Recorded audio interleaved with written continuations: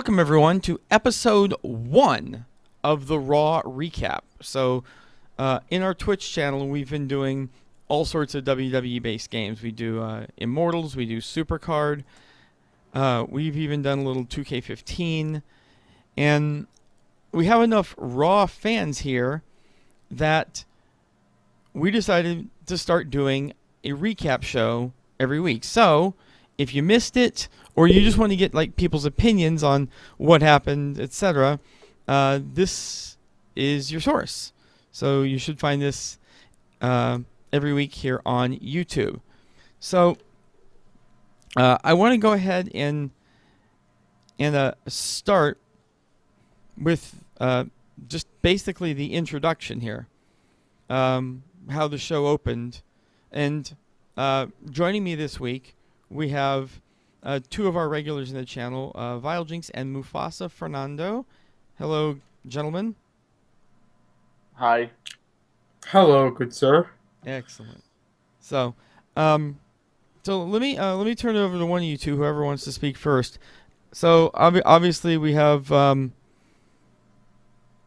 leading up here with Randy and him wanting to RKO like the whole building.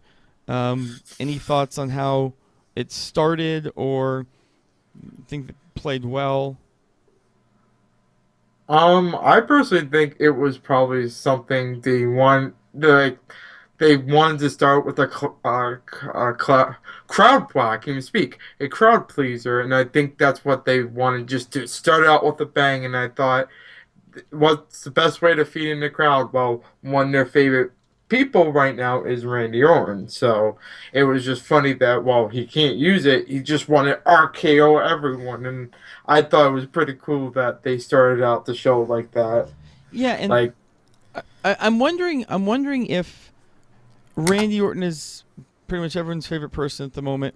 Not so much because he's Randy Orton, but because he's feuding with Seth Rollins, who pretty much everyone, and apparently starting to get to be the Authority, dislikes. So, but yeah, I mean, it certainly was a hell of a pop. Yeah, I really liked the idea of him giving like 4 RKOs throughout the night and then ending it with Seth Rollins. And the best one, in my opinion, was the one on Heath Slater. Yeah, we'll take him out of order. Yeah, he decided to go around. He was RKOing everyone. okay. Before we finish that, did that remind you of a Vine? Yes. Yes. I think they fed the people who's been vining the RKO out of nowhere with the one with Heath Slater. I completely agree. I think that's hilarious. No, I was like, really? They're feeding those Vine lovers? Because seriously, that looked like, because he was just sitting there chilling, talk to Eric Rowan, just looking at him, and then just BAM! RKO. I'm like, that definitely looked like a Vine. It was hilarious.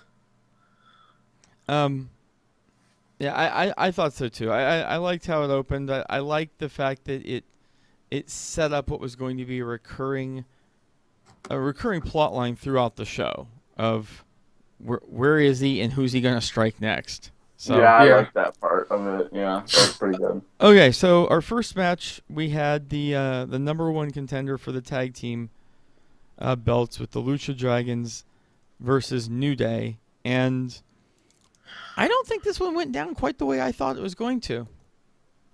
Wow, Scott, I think we're both thinking the same wavelength. I really thought they were going to push the Lucha Dragons. I did too.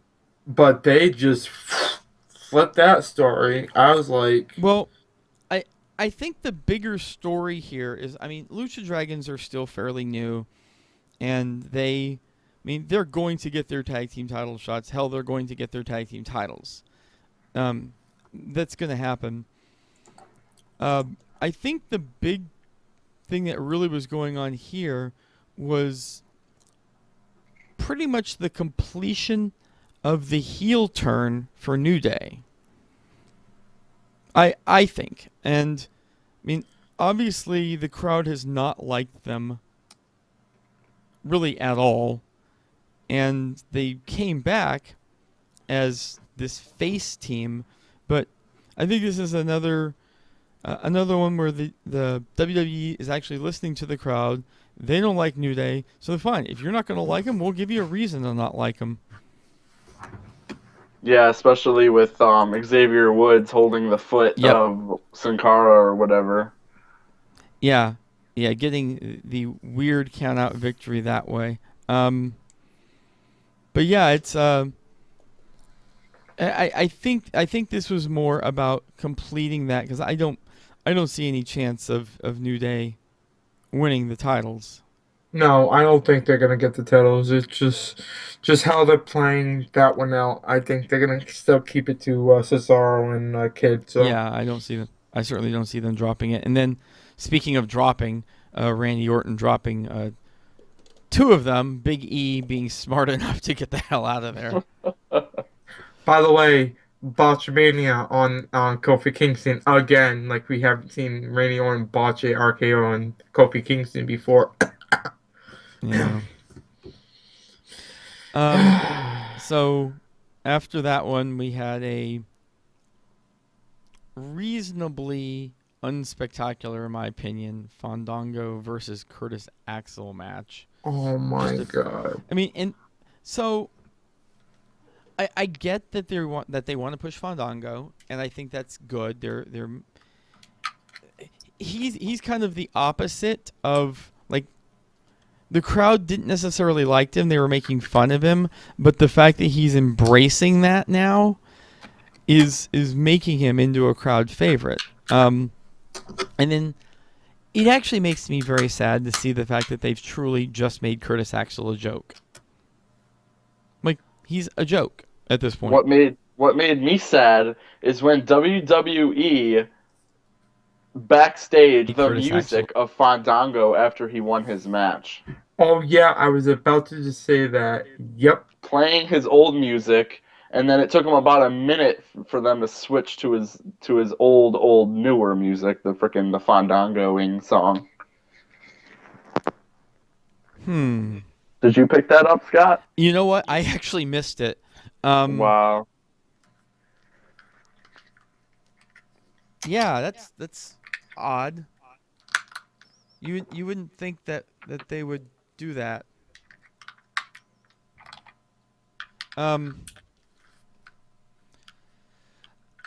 So I mean, I don't know. I'm not real big on the whole squash match thing anymore.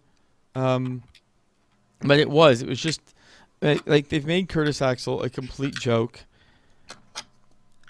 And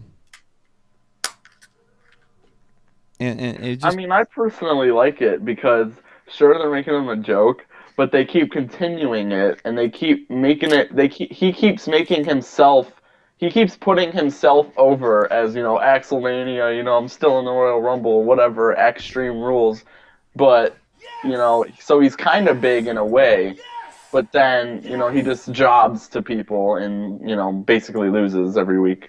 And for anyone, by the way, who is hearing Mr. Daniel Bryan chant in the background, yes, yes, yes. These are for people who are in our Twitch channel, and we do this show live in our Twitch channel if you want to catch it there. That is the sound it makes when somebody follows us there. So I couldn't think of a better sound to use. I thought that was a pretty good one. You mean I couldn't think of a better sound. Okay, Vile's actually the one who came up with the idea of using that one. I was using Mrs. Awesome before, which I still think is fine. Yeah. Okay. So then they came out with the whole Tough Enough announcement. So I find this one interesting on a few levels. Number one is it seems like they're strengthening their ties with USA and going to produce more content, which makes me wonder what they're thinking as it pertains to the network, because you would think that something like this might be a WWE Network exclusive, but I'm kind of wondering if they're starting to go, well, I'm not sure if this is going to really bring in enough people and we can get paid through USA. So,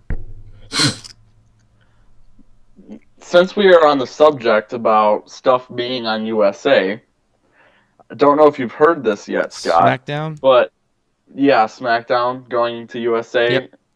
I don't next know. year. I don't know when, but yeah, I know at some point it is. And there's like how right now Raw is the A show, SmackDown is the B show. Yeah, they're trying basically to make it more even. Yeah, like they'll both be the A show, and all angles will be on both shows. So what I'm thinking is maybe we'll actually see big guys on SmackDown. Like we'll start to see Brock Lesnar on SmackDown more as he is on Raw, and he's never on SmackDown. And we'll like lately we've been seeing John Cena on SmackDown, but now we'll start to see him like every week on SmackDown. Like all the good people that we mostly only see on Raw, you know, like everyone will be on SmackDown. All the angles will be shown on SmackDown, and it'll be a lot better show overall. Well, I'll say as a guy who has a limited amount of time to be able to consume content in a week, I'm kind of okay with that, but I don't know if I'm thrilled with that idea if they're going to continue to leave Raw at a 3-hour and SmackDown at a 2-hour. That becomes a lot of content that is relevant because, I mean, let's be real honest. There's not a lot of SmackDown recap shows. Yeah, really, there isn't. And I honestly, I'm gonna probably get hate for this one, but I still consider SmackDown the C show. I don't consider it the B show. I'm sorry. I'm on So that what ride would be on. the B show then? I'm still counting NXT. I know it's not on air, but I still count NXT as the B show. I'm Okay, sorry. now here's my opinion. NXT, in my opinion, is the A show, Raw's the B show, and SmackDown is the C show. No, Just my opinion. I'll reorder them as well, and I'll take the more traditional ordering. I'm Raw 1, SmackDown 2, NXT 3. Then when I've watched NXT, don't get me wrong, there are some talented people on there, but for me, the lack of production value and the fact that really these are just people who they're learning, they're students. Not necessarily. A lot Not- of the people yeah. in NXT are like actually more professionally trained and had more experience than people in WWE right now, like on Raw. Exactly. Like Sami Yeah, Zayn. Sami Zayn was like in Ring of Honor and stuff or whatever. We can throw Finn Balor in that mix. We can throw Hideo Tommy. Like, there's so many good wrestlers down there. But it's not just about wrestling, and these are sports entertainers, and unless you are just an absolute freak, you pretty much have to be able to wrestle and talk. And if you can't, you're unlikely to be brought up into the WWE. There are some exceptions, certainly, but I think that's part of it. Is that they have to learn some of those basics and how to cut a good promo. And sorry, a Ring of Honor is one thing, but WWE, that's a completely different thing. I don't know if you've seen a Sami Zayn promo, but Sami Zayn can damn sure cut promos. Well, and he's good on the mic. And Sami Zayn will be on the main roster before long. Yeah. They really need to rename his finishing maneuver. I love the idea. I love it. I kind of think it because you know how you were saying the other day. Yes, it's a playoff a hell of a. But I think because, like I said, like we'll go back to Mr. John Cena, who it was the FU and then turned into AA. So Yeah. I'm just saying I think that's how they censored it because it's actually a very devastating kick to the corner. Like and what's funny is the FU. I'm assuming you guys know where that one got named from, right? He basically it had to do with Brock Lesnar's F5. He was making fun of Brock Lesnar. You got the F5, well I got the FU. Yeah. So I remember that, yep. And then his STF used to be STFU. The STFU, yep. So basically, they were just getting the F out. Yeah, basically. Which is what they did when they were WWF. They Yeah. did a whole "Get the F Out" campaign. Oh my God. I So remember that.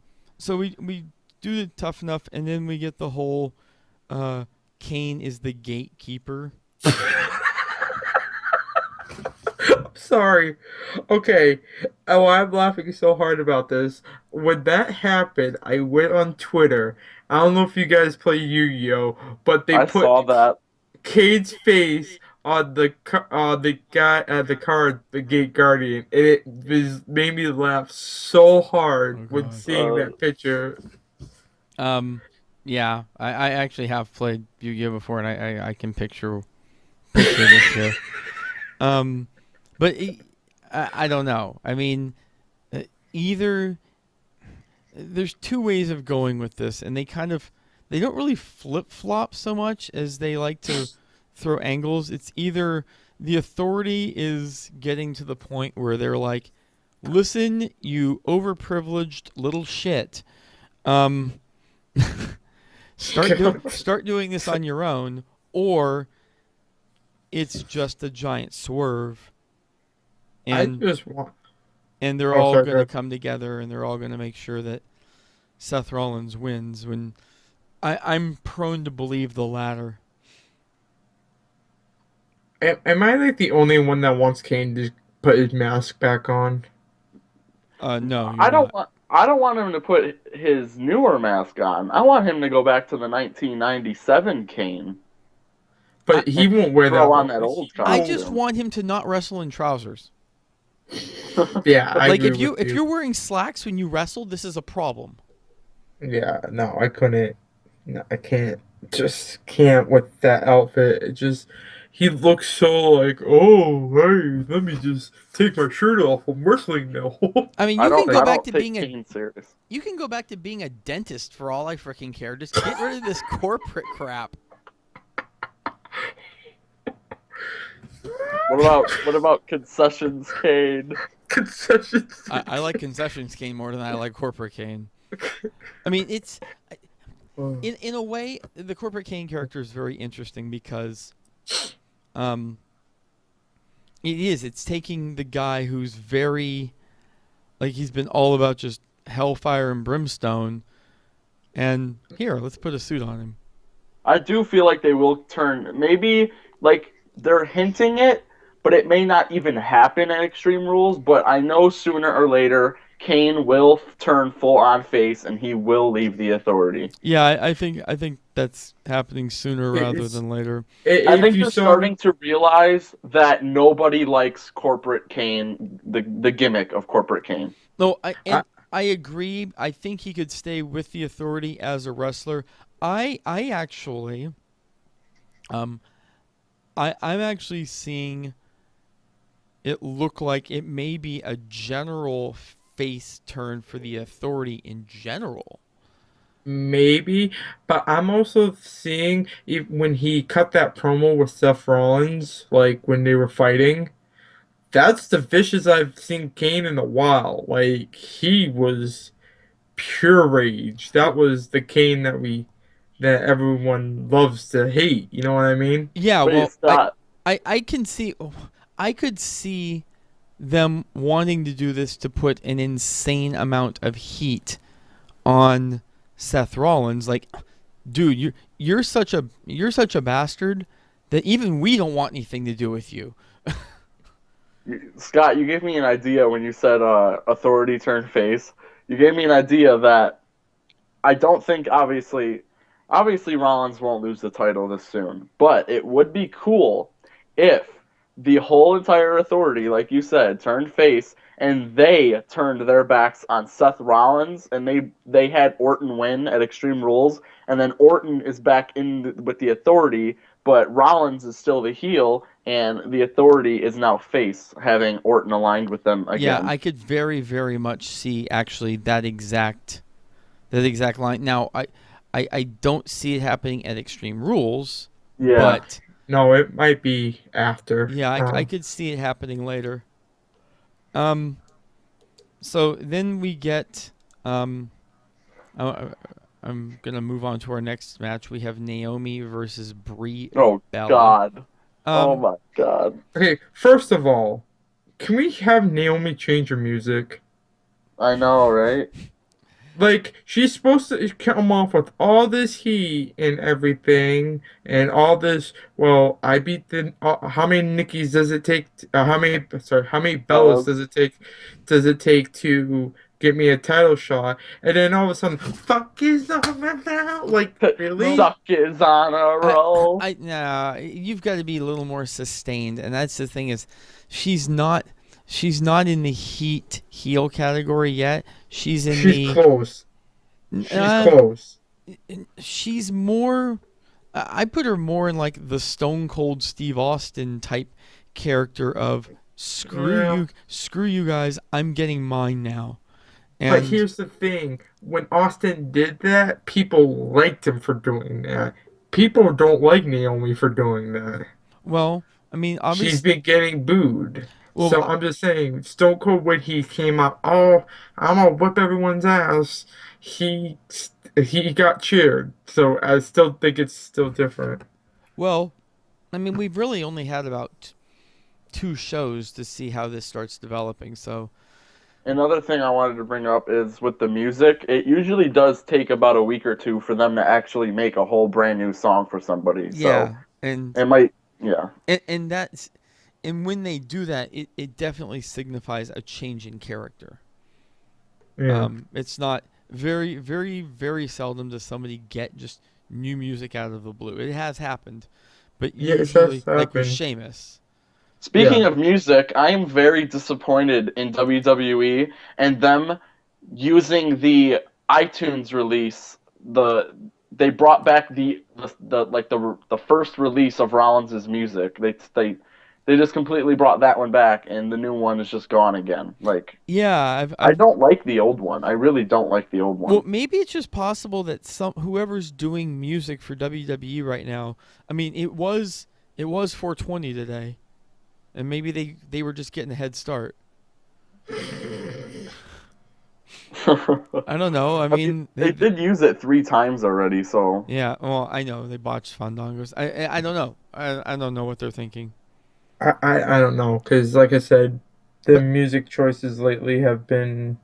well, I will say this. Typically, most anything that the WWE does, from a branding perspective, like isn't random.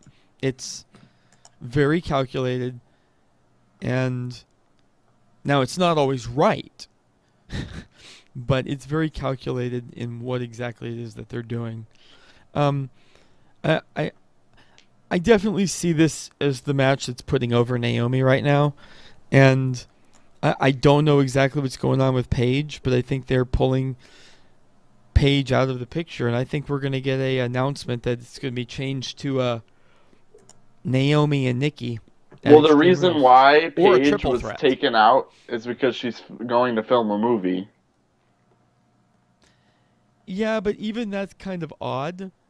Like, you have her win this number one contenders battle royal, and then she Yeah, disappears. I mean, it made sense. what? It made sense to me. I mean, let her win, but just let Naomi get that heat like she's supposed to be getting and take out Paige completely. And now Paige is not. She's been like told that she can't wrestle until she's cleared.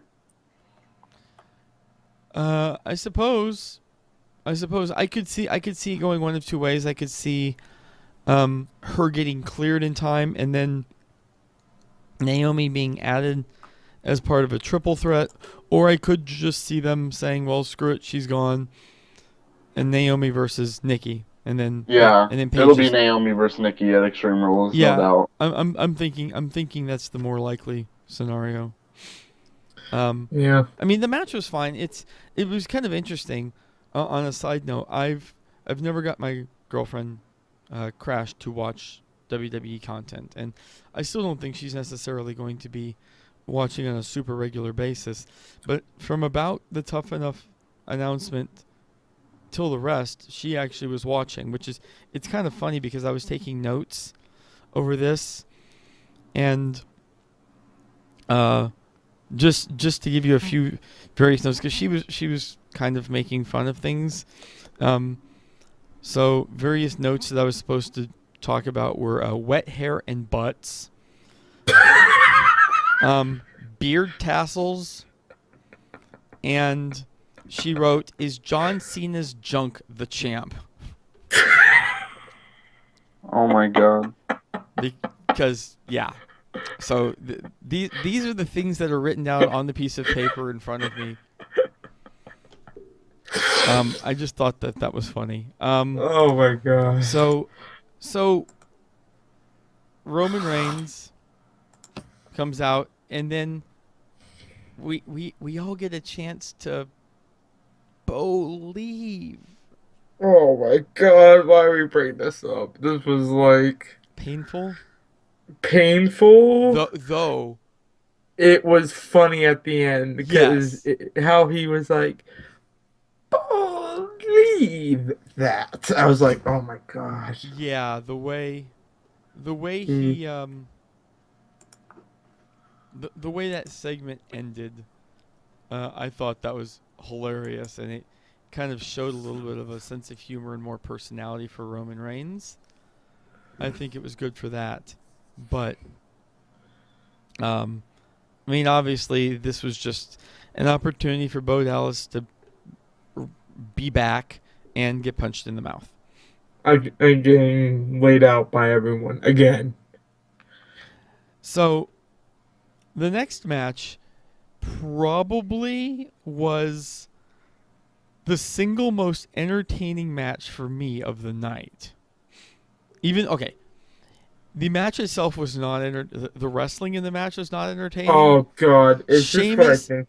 Oh my Sheamus god. versus Zack Ryder. Oh You my know, god. can I please say when I first saw that I'm like, oh, Ryder is dying today. Yeah, well, of Please, course, we knew that. please put your burials together for Zack Ryder. Oh, thank you for coming on Oh, Raw. speaking of Zack This, Ryder, I guess on main event, Brad Maddox had a match. I think I'm not sure if this is true because I saw it on Twitter, but I guess on main event, Zack Ryder had a match with Brad Maddox, and Brad Maddox actually won. Well, here's the thing about Brad Maddox. You got to remember. Um, he was a wrestler at one yeah, point. Brad Maddox came into the WWE as a wrestler. Mm-hmm. So it's not like he doesn't have a wrestling background, but yeah. But Zack Ryder is so much more like Zack Ryder was the U.S. champ and stuff, and he's losing to even Brad Maddox now. Like, come on. Yeah, Zach's not really that over anymore, unfortunately. Mm-hmm. But so I've never seen a wrestler commentate his entire match. I have, but it was a while ago. I'm trying to remember who did it, but someone did do the same thing. I forget who it was. Was it Randy Orton? No, I I don't know. think I do remember It something was like that. a while ago. They haven't done something like that in a while. I've seen people like grab a mic and do stuff in the middle of a match or part of it, No, but I've never seen someone who literally like told the ref to ring the bell, never took the mic out of his hand, never hit Zack Ryder with the mic. And Bro kicked him with the mic in his hand. oh yes, oh no, he did plenty to him with the mic in his hand. But and JBL's comment was like, "This is great. We don't have to do anything. We just sit here and let Sheamus do the commentary for us." Oh my yeah, God. but it has happened before. But like I said, it was a long while ago where it's happened. I thought it was It thoroughly was entertaining. I mean, obviously there wasn't much from a wrestling perspective, but from just a sheer entertainment perspective, like I don't necessarily like Sheamus anymore or the character Sheamus anymore, but damn, I love that match. yeah, that was hilarious. I don't For like how some they're reason, putting. I was randomly thinking that somehow, some way, with Sheamus doing that, like being cocky, I for some reason thought Zack Ryder would win somehow by a roll up, but I guess I was Yeah, wrong. I thought that they Yeah, were gonna do something like that, but I'm like, nah, they're not gonna do that. or Sheamus does something to get himself disqualified. That's what I was thinking. Yeah. Was that he was going to get DQ, like he was going to actually just hit him with the mic and then get DQ'd because of it. Because I was counting. I was like, this match is gonna end in like 15 seconds. And I'm like, one, two, pro kick, He's three. like, I could pin Zack Ryder right now, but I'm gonna give the fella a chance. Yeah, we could pin Zack Ryder, or we can pretty much make everyone laugh for a good 5 to 7 minutes at my commentary, which was freaking awesome. By the way, I love that. That gives him so much heat, and I love it. Yeah, Like, yeah, they he, are doing a really good job with Sheamus's character right now. I'm very curious on what's gonna happen Sunday in the Kiss Me Arse match. kiss me first. Kiss me arse. Kiss me first. With the, I feel like they were just like, hey, we need something. Mr. Hey, McMahon, Mr. McMahon hasn't been around in a while. Someone's got to do the ass kissing. So let's do the kiss me arse match. Okay. But it doesn't surprise me at the end that Dolph Ziggler did come out to help him. Yeah. Didn't really surprise Oh me. yeah, no, that's Took him long enough, but well, of course you've got to let Sheamus do his commentary.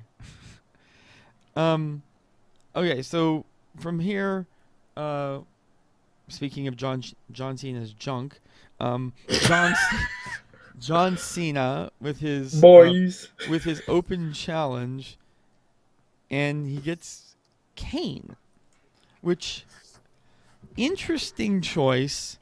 Obviously, it becomes a highly legitimate contender, but in the same respect, Kane's all like, "I'm going to show you the hellfire and brimstone," and then he goes out and loses. he still kicked Cena's ass though. Oh, he did kick Cena. Yeah. He did kick Cena's ass. There's no question about that. Basically, Super Cena, just did it again because that's what he does.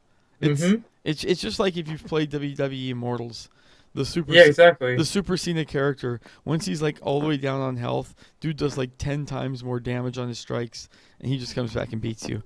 Yeah.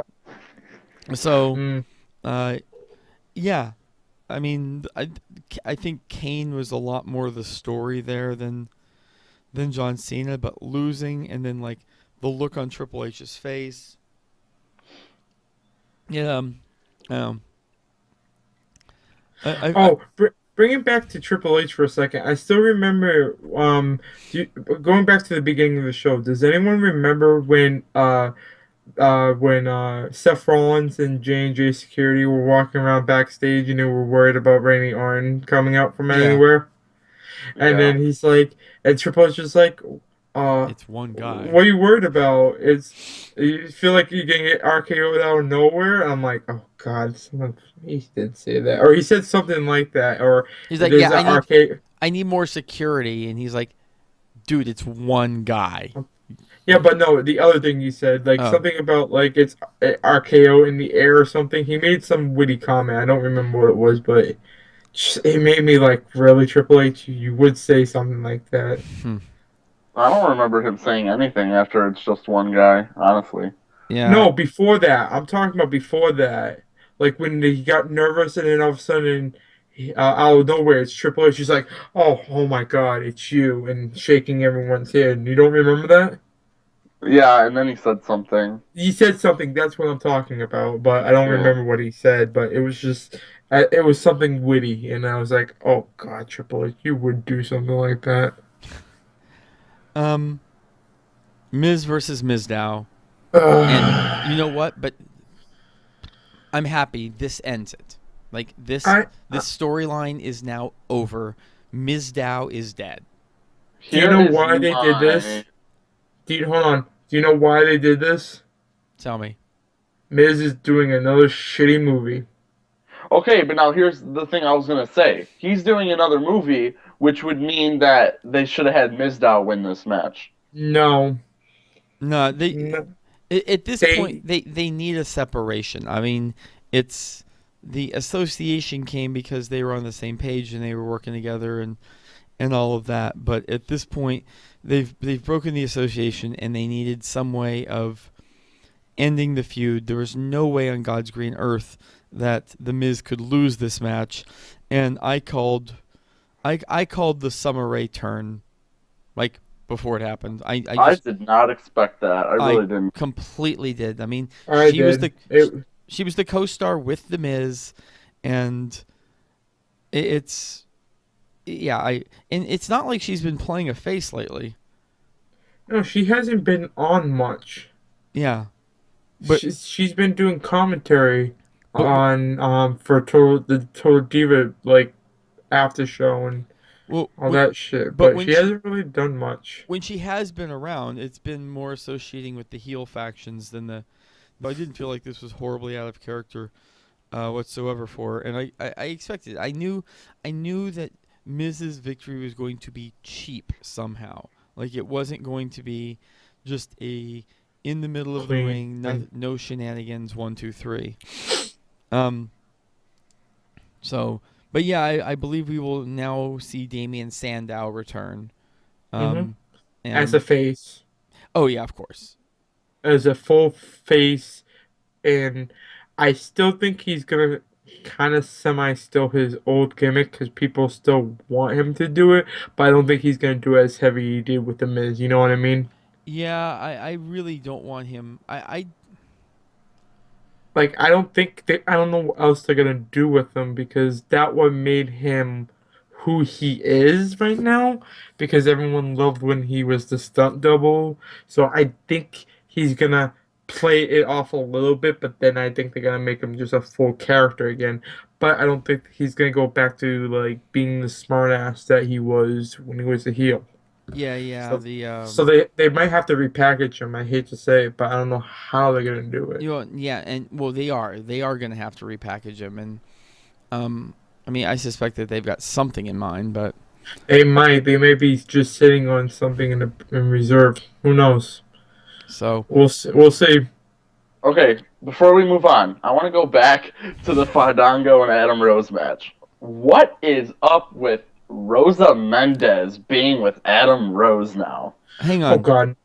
no, you have that backwards. It was not Fandango versus Adam Rose. It was Ryback versus Adam Rose. We hadn't actually gotten to that one yet. Oh yeah, you're right. Well, okay, so basically they need somewhere to put Rosa Mendez. True, Like but they just need a place to put because she's not exactly a quality diva when it comes to wrestling. She used to be. I hate to say it, she when she first started, she was decent. Like, I mean, but then she can carry a match, but right now, pretty much everyone on the Divas roster is a better wrestler than her. Like I can't. even maybe- Cameron is better than Rosa Mendez. When No, in that that's match bullshit. on Cameron's SmackDown. much better than Rosa Mendez. The no, but maybe- no, I can't. maybe No. Summer Rae. Maybe Summer No, Rae. no. So Summer Rae, yes, because I've seen her in NXT. Yes, she's actually pretty good. Yeah. What I meant though, Mufasa, not like real in the ring action, like the way they perform. I mean like the way WWE is putting it. Cameron is better than Rosa Mendez. Yeah, which I don't like that, honestly. I 'Cause think Cameron can go places. I like Cameron. I just don't like when she freaking screams and she sounds like a 12-year-old pre-pubescent little girl. But here's the thing, like we know from when the Funkadactyls were teaming, like Cameron can go, like she can wrestle. And Cameron, yeah, I mean, yeah, no. I mean, that's the thing. I don't think. I feel like Rosa Mendez is a little bit on from that era when a lot of the women weren't really legit wrestlers. And I mean, she's a personality, and I don't honestly I don't know why she's still on the roster. I just I don't. miss Beth Phoenix. What? I miss Yeah, Beth Phoenix. Yeah. Oh God. Yeah. Beth Phoenix was a great diva. She was. Glamazon, she was so good. But Um, yeah, all that shit went down, so she's gone. AJ's gone, so fuck. We don't. I hate to say it, I cannot wait until freaking Charlotte comes up here. Whew! Oh yeah. Oh my God, man. Yeah, well, God, that's gonna change I think that's people. gonna be soon too, man. Soon. I mean, soon, but I soon. mean, but Charlotte's making her yeah, debut run. but well, that's the thing is that the beautiful thing about NXT is they're like, oh, we're missing some people. Okay, well, let's bring this one up. But Charlotte's good. I can't hate because her father's the one and only Ric Flair, so Woo! I can't I can't hate a Flair. No, well, exactly. I completely agree. See, and one of the biggest problems that they have is that there's only so many roster slots. There's only so many places where you can be seen and be showcased. So it's not like they can just bring up everyone who's good. Well, for one, they Mm, can't bring up everyone who's good because they need to leave some good people on the NXT roster so that people will that's actually why watch Kevin NXT. that's why Kevin Owens is still there. Moving on. Um, but number two, um, you really can't. And I guess I haven't been watching that much NXT, but you can't really just get demoted. Like you can't go straight from the WWE straight to NXT. Now there have been WWE wrestlers who are in NXT now, but it wasn't like they moved from A to B. Lately, what's her face went from A to B. Basically, Emma was on the main stage, and now she's back in NXT. So you kind Even of can get Cameron. demoted. Even Yeah, Cameron. She went back to not like on the NXT show, but she went back but to the NXT training place where you wrestle, and she basically was off TV for a few months until she got better again. So Yeah, I mean, but my point is that it's not real easy for them to just drop out. So they need to lose roster slots, and then as yeah, roster slots fall off, they can start bringing up some of these people, and yeah, and it does give them a good chance to cultivate their skills and get ready before they come up. That way, because I mean, if you were in like the Indies and had to come straight into the WWE, like that's a whole different ball game. And being able to yes. spend some time in the WWE system, I think makes these guys when they come in a lot better. You know who I cannot wait, and everyone's probably gonna look at me weird. Who I can't wait from come from NXT to the WWE. Hmm. Enzo Amore and Big Cass. Oh my oh god, those guys are hilarious, man. Oh Lord. I get, It's and it's gonna be interesting when they come up here. I've said that And I don't really watch NXT.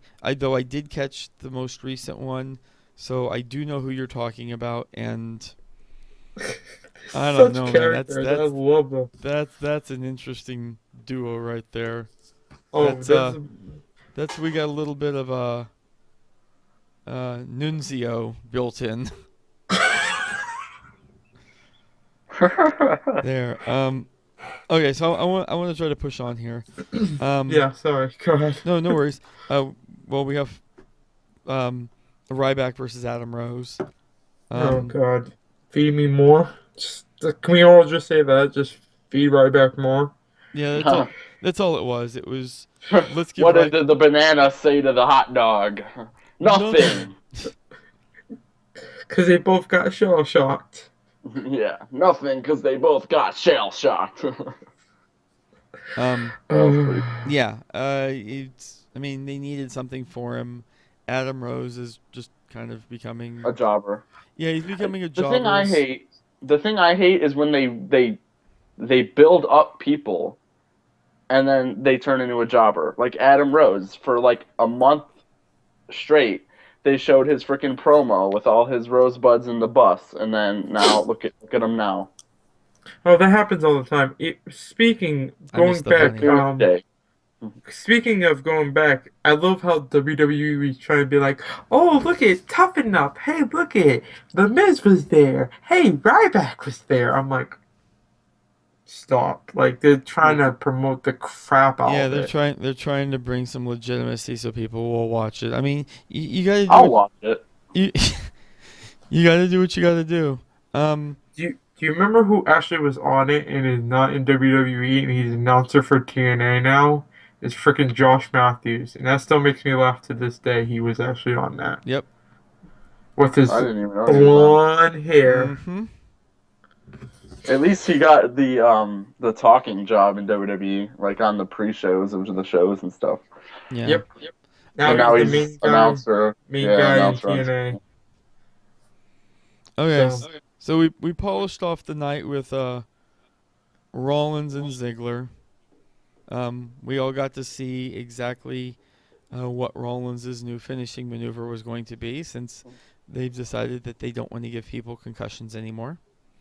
and it's funny because but they still allow the bullhammer in their KO punch, Well, which the bullhammer, he doesn't even use the elbow. He's just hitting him with his forearm. Yeah, So it's not even. yeah, and but those, getting punched by a Big Show should be like but getting But hit with a that, frying that's pan. that's way more staged. yeah, but sure, it's a knockout punch, and the way it sounds like it's devastating, but the way it's performed literally has no effect whatsoever. The curb stomp, the way it's performed, Yes. there's no way you can change gravity and not make your face get slammed into the mat. Well, So, well, maybe Neville. Maybe Neville could do it. yeah, baby Neville, the man who gravity forgot. Um, but yeah, and that's the thing. Like, there's But I hate to. it's not even so much the move, but the high percentage chance that that move's going to get botched. And like, there are moves that when they get botched, it's just embarrassing. But That when move has been botched so many times, the curb stomp. yeah, when this one gets botched, it's embarrassing and it's medical. By the way, his new finisher is basically inverted dirty deeds, and they made him change his finisher because it could been a concussion. Can give They people should just concussion. keep his So main finisher. They should change his main finisher to the Phoenix Splash because he actually did it before. So they should just keep that one. Well, but here's the thing. How many heels do you know that have a finishing maneuver from the top rope? one time someone did, aka if you want me to go back a little No, bit, somebody. is heel Eddie Guerrero, But even Eddie wasn't doing it so much when he was heel. See, that's the thing, is that's an exciting, high-flying maneuver that people like to see, so they typically don't have heels doing them. I'm trying to Well, think. they got Bull Dempsey in NXT. He's like a full-on heel, and his move is a headbutt from the top rope, like Chris Benoit's old move. Yeah. Okay, I could maybe see. He No, Fandango. TG. You know what? TG in the chat actually has a very good point. Exactly. I did forget one. It was that Fandango's finishing That maneuver. freaking the leg drop. Yeah, the big leg drop. Yeah. I don't know though. There's something about a splash, which just seems like it's very face-ish. It would be an exciting move, and right now they don't want Seth Rollins to be exciting. They want him to be calculating and conniving, and like, even though the fact that he is really a great wrestler, Oh yeah, no doubt. they don't want him doing that right now because it's not where his character is. Yeah, but like I said, they might have to work on a finisher for him because I still think that one can still be as bad as the curb stomp. Well, those are a little bit more controlled. They're easier to control. They're easier to not botch. I mean, anything can hurt you or even kill you in the ring. Mm-hmm. So, Oh yeah, the springboard knee to the head. Yeah, they should just go back to that one. That was a pretty good one, actually. They use that all the time in the Shield. was it? It was a springboard, though, right? Yeah, it was. Yeah, it wasn't from the top rope. It was a springboard. He would Yeah. springboard, and then he would knee you into the side of the head. Yeah. No, that's fine. That's not quite the same. They should go back to that being his finisher, actually. Um, I have to admit, speaking of people with new moves, and maybe it's just because I'm a touch of a fan that I'm not supposed to be because I'm over the age of 13. Um, but I like Cena's new move. I like his little springboard stunner. springboard stunner. Springboard stunner, yeah. I think that's Yeah, I like it. I think I think it adds a lot actually to his character, which is hard to do as long as he's been around. I think people are just hating on it because it's like freaking copying Stone Cold. Yeah. Well, I mean, how many more things can one do with their body, like that hasn't already been done? I mean, there's limits. I mean, you So, can think of stuff. well, yes, and they There's stuff. do, but there's not that many. And like the concept of a springboard stunner, like John Cena is not the person I would have thought would have busted that out. I know it just looks so weird when he does it. But he does. I think in general, the execution's well, and I think it does add to his character. Okay, so I want to get to two questions that we had real fast. I just want to touch on these real quick. Number one was the question of whether or not, like the current champions in the current state of the Intercontinental and U.S. titles, like make them legitimate titles. My answer to that is they were always legitimate titles. Like, even though you typically had people who were maybe not contending for the WWE title, going after them, that's very, very, very seldom been the case in WWE, that someone is on the same level as both titles. It doesn't make the title illegitimate. It's the B title. It's a title for other people to go after. Because you can't have everyone in the WWE World Heavyweight Championship picture at the same time. I just thought about something. I was sitting here, I'm like, John Cena has that open challenge. Like, when's the last time there was an open challenge? And I sat here and I remember, I think if I'm correct, I can be completely wrong, but I think the last time a open challenge for the U.S. title was, I think Kurt Angle did a challenge, if I'm correct. Kurt Angle did at one point have a nice little open challenge series there. But I don't remember anyone for having it for the title. Like, I think he did it, because I think he had the U.S. title at that point. Well, no, I don't think so, because when Kurt Angle was doing his open challenge series of, if you want, because one of the people who took him up on this was this guy that we had never seen before on the show by the name of John Cena. So we don't know who he is. So I guess that Yeah, who's that guy? He's a nobody. I guess having your first match in WWE be a loss is not exactly a kiss of death.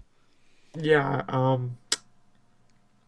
About speaking, you go ahead, Mufasa. Speaking of kiss of death, do you remember a guy that went by the name of Maven? Yeah. Yeah, who threw Undertaker out of the Royal Rumble or whatever. And then he died. The end. Okay, moving on. Sorry, I just maybe thought about that. back to the U.S. title and Intercontinental title not being legitimate, I actually have to say they were not legitimate until like now. Because think about it this way: back in like the '80s and '90s, like in the '90s, I was actually just watching this match earlier today, with Hogan versus Warrior at WrestleMania 6 Mm-hmm. for both The Ultimate WWE and Challenge. Intercontinental Yep. title. Ultimate Warrior, who is a world contender, was the Intercontinental Champion, and the Intercontinental Championship was like almost pretty much just as important. I mean, like obviously it's the minor title, but it was still almost just as important as the WWE. But like now in like the 2000s, and then this new decade, like from 2010 or whatever, the IC title and Intercontinental title was pretty much like all of, like the jobbers held it, and it really wasn't important. Like nobody really cared about watching matches when it had to do with those titles. But Well, I like it now because now look who's holding the IC title. We got Daniel Bryan yeah, holding the IC title. You've got Brian and Cena, obviously. Yeah, Um, so that I but think they're starting to make them more important now than they were but before. here's the thing: Warrior was not a full on like a player contender for the WWF title before WrestleMania 6, like before they started building up the thing with Hogan. That's not to say he wasn't wrestling good people, but I mean, frankly, the WWE just had an amazing roster at that point. Yeah, exactly. Like that's what I don't like about WWE now. Like we have top people and then we have jobbers. But like back then, sure, we had the minor titles and the major titles, but pretty much everybody on the roster was what like back then, we pretty much know everyone's name from then than we do now. Yeah, I hate Like this. the Honky Well, Tonk Man. I mean, we still know him to this day, and he was like pretty much only an IC champion if I remember correctly. Yeah, he's never hit. Well, yeah, yeah, I mean, the Honky Tonk Man was interesting, but yeah, I mean, he also held the Intercontinental title a lot. I don't remember what his reign was, but it was really long. It was something silly like a year and a half or something. Um, okay, so Yeah, two, he had it for like 400 and something days. I yeah, remember. two last questions. One, does Rusev bring back the European Championship and do a thing with unifying it with the U.S. title? That got asked, and I'm just gonna blatantly say no. no. I don't think I don't think European title's coming back. Um, I think it's people want it to come back, but screw I that. don't If think you're it gonna is. bring back the hardcore title. Oh, I Huh. would love that 24/7 hardcore. Let's go. But that's the thing is, it's not. The title was not always a 24/7. Um, No, it was a it wasn't until Crash Holly came out and said, "I will defend this title 24 hours a day, 7 days a week, 365 days a year," and then the 24/7 rule came out, and I mean, I get why they don't do any more injuries, da da da. Um, but I mean, it was, yes, it was exciting, but the NFL was a lot more exciting when quarterbacks and wide receivers were getting lit up, and kind of have to put some rules in place of that because you don't want permanent injuries. But remember, XFL was a thing. Anyways, Oh God, and then uh, the last one, that just got asked, should Bray Wyatt reveal an Abigail character, and if so, who? Maybe Havoc from TNA. I say no. Um, the Abigail, from what it seems like he's kind of getting away from that a little bit. Um, like he's still like I had to explain to Crash like who his character was because he's like, is this guy just some white trash? And I'm like, no, think of more like a compound cult leader. um, That's who you've got to think. I don't see an Abigail character coming around, at least not anytime soon. I don't think they want to muddle Bray Wyatt's character in with anyone else, which is one of the reasons that the Wyatt family got split up. They want Bray completely and totally on his own, but he ain't wrestling much lately. He wrestled on SmackDown. He destroyed R-Truth. Oh. With Sister Abigail, if I'm not mistaken, isn't that supposed to be like gimmick-wise, like his dead sister or something? I actually don't know. I've never been able to discern exactly who it is, or much of their lineage.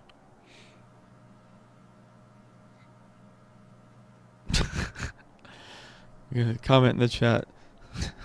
Who the hell is he talking to? Exactly. I know. I want to know. Like, he's got to be talking to someone now. No, I don't think like another person. I don't think he is. I think he's cutting promos. Like, we had the discussion about whether or not it would significantly hurt Bray Wyatt's character if he lost to The Undertaker at WrestleMania. I said that it wouldn't, and I think this is partially why. They're continuing to establish him as this guy who is completely formidable and someone not to be trifled with, but they're doing it outside of the ring. So, I think that's it. Plus, if I remember, correct me if I'm wrong, did he... Also, I think I know why he might not be wrestling much. Didn't he injure himself before WrestleMania? I heard that there was an injury involved, yes. So maybe he's kind of taking a lesser role right now so he can heal up. I just thought about that too. You're like, he's not wrestling much. But I think that's why, because I think he's trying to heal up a little bit. So that's why he had a battle with R-Truth. Just nothing big on him. Just a quick destruction, show him in the ring. Yeah, basically. Keep it simple. All that stuff. Progressing his character, you know what I mean? Yep. Okay, so my general goal on these is to try to keep them under an hour, which we failed to do. But we're just barely over. So I'm going to go ahead and we're going to call it for episode 1. So, guys, certainly, the feedback that we're getting here in Twitch has been good. If you're on YouTube, definitely let us know, what do you think? Give us the comments. Did you like the show? What do you want to see? The general idea here is that we're going to do a rotating panel of any number of people, and then probably have about 2 on each week to discuss stuff. So certainly if you're interested in being one of those people, you can leave a note in the comment section or just tell me. If you're on Twitch, send me a private message within Twitch. These two I've already talked to before, and I've known them for a while here, and I knew that they would be able to talk real well. So no auditioning necessary for these two. But we certainly are going to be looking for more people. I'm just a born natural. Sorry. There you go. Join us on panel. So, but anyway, for Mufasa and Vile, this is Scott Gerhart for the Gamers Dome, and we will see you guys after Extreme Rules for a bit of a wrap up there. Thanks, guys. Bye. Bye.